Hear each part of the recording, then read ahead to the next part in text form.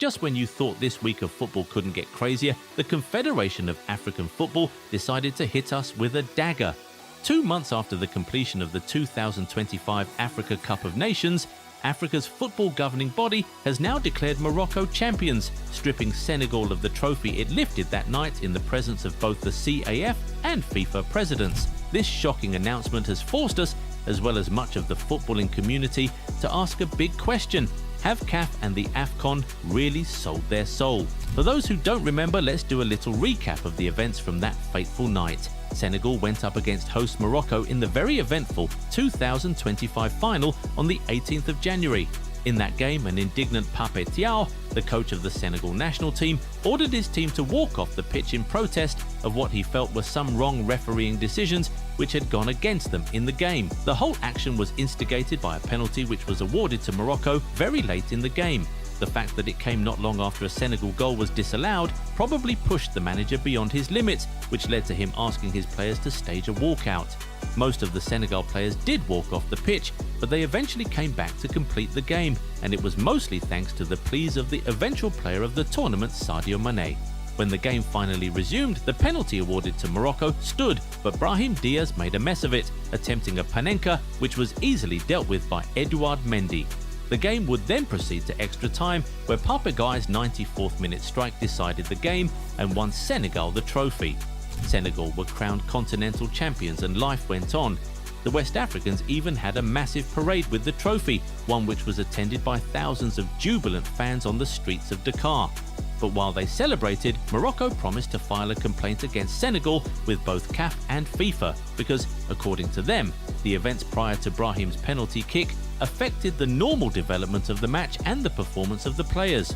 Well, it appears that all that pressure that they put on CAF has finally yielded results, as they have now been declared African champions for just the second time in their history, an announcement which sent shockwaves all around the football world. Now, in the immediate aftermath of that final, we made a video pointing out some controversies in that game and throughout the tournament, ultimately leading us to ask the question if the Afcon was rigged. Well, the answers this latest development presents to that question leave a bitter taste in the mouths of many fans. It does feel like CAF just had to make sure that Morocco left that tournament with the trophy one way or another and were ready to do anything to make it happen, including something we have never before seen in the history of football. Now, to be fair, CAF justifies this big decision by saying that they only applied Article 84 of the regulations of the CAF Africa Cup of Nations, saying that, according to that, Senegal forfeited the game against Morocco when the players walked off the pitch, which is why they have now awarded a 3-0 victory to Morocco. Now, there is surely nothing wrong with applying the rules, but it surely sets a very dangerous precedent. In years of watching football, fans have learned to take bitter pills, but we have also learned to move past it once the referee's final whistle has gone. But what CAF is now showing us here is that final decisions are no longer final.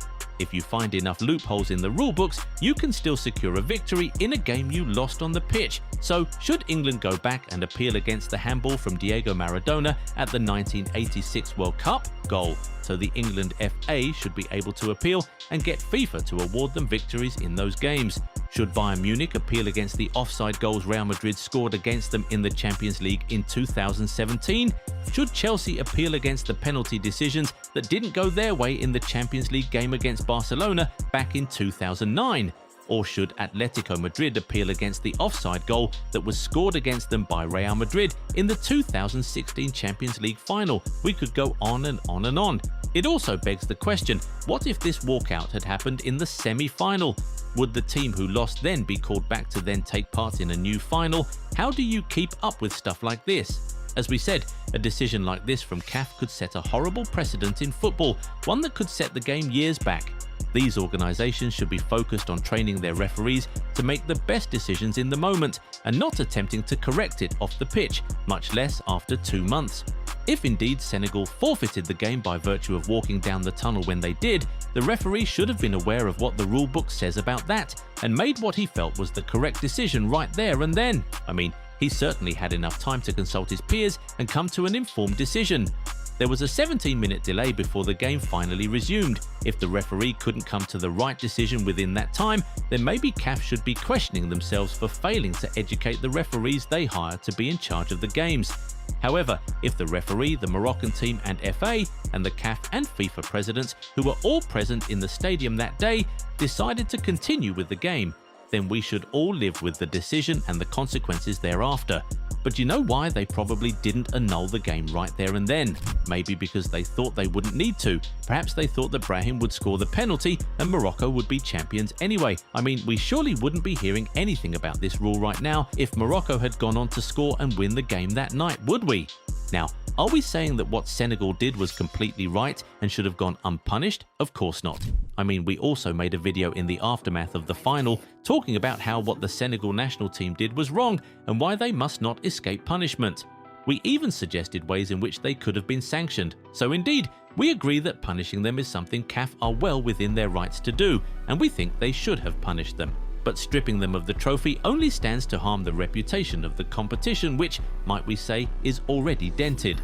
For years, people have disrespected the Africa Cup of Nations, whether it's because it occurs every 2 years, or because it happens in the middle of the European season, or due to what many have claimed to be a lack of tactics in the competition. But just when players, fans and media houses have started to put in real work to repair the image of the competition and make sure that it earns the respect and recognition other major international tournaments get, the governing body itself goes and does something like this to bring the credibility of the competition into question. This internet-breaking announcement has had some fans asking, could there be something happening behind the scenes that we're unaware of? Was CAF subjected to some external pressure which forced them to make this decision? Are there things happening in the shadows that fans have no clue about? Did CAF and the Afcon sell their soul? In the video we made following that final, we raised some questions about some things that happened in that tournament, as well as in other CAF competitions, which have raised eyebrows about the influence the Moroccan FA seems to be having on African football in recent years.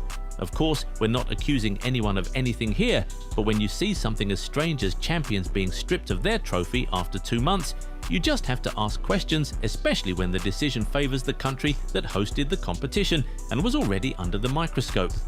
Anyway, we now want to hear from you guys. Have you been able to make sense of any of this? What are your thoughts on this strange decision? In your opinion, did CAF arrive at the right decision here, or was it absolutely unnecessary? Do you think the 2025 tournament was rigged from the very beginning? Could CAF have sold its soul? There are just so many questions. Get in the comments and talk to us. If you want to go back and watch that video we made after the final and revisit the issues we raised back then, just click here. If you enjoyed this video, give it a thumbs up and subscribe to the channel. Also, turn on the bell notification so you never miss out on new content. Catch you in the next one. Bye.